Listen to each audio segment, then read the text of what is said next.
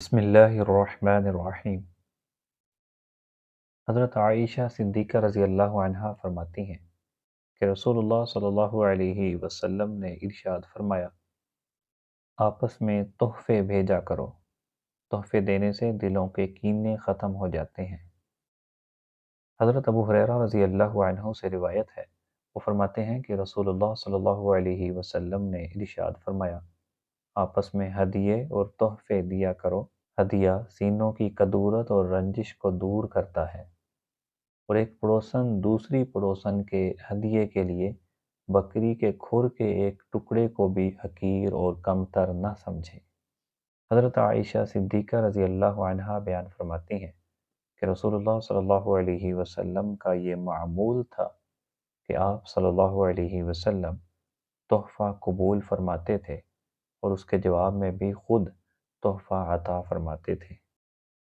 حضرت جابر رضی اللہ عنہ سے روایت ہے کہ رسول اللہ صلی اللہ علیہ وسلم نے ارشاد فرمایا، جس شخص کو ہدیہ یا تحفہ دیا جائے تو اگر اس کے پاس بدلے میں دینے کے لیے کچھ موجود ہو تو وہ اس کو دے دے، اور جس کے پاس بدلے میں تحفہ دینے کے لیے کچھ نہ ہو تو وہ بطور شکریہ کے اس کی تعریف کرے اور اس کے حق میں کلمہ خیر کہے۔ جس نے ایسا کیا اس نے شکریہ کرنے کا حق ادا کر دیا، اور جس نے ایسا نہیں کیا اور احسان کے معاملے کو چھپایا تو اس نے ناشکری کی۔ اور جو کہ اپنے آپ کو اس صفت کے ساتھ آراستہ دکھائے جو اس کو عطا نہیں کی گئی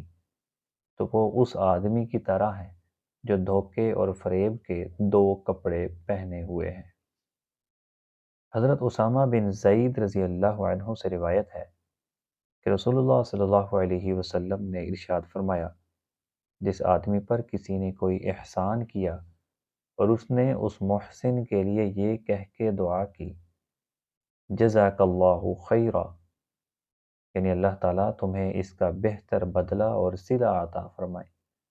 تو اس آدمی نے اس دعائیہ کلمے ہی کے ذریعے سے اس کی تعریف کرنے میں انتہا کر دی۔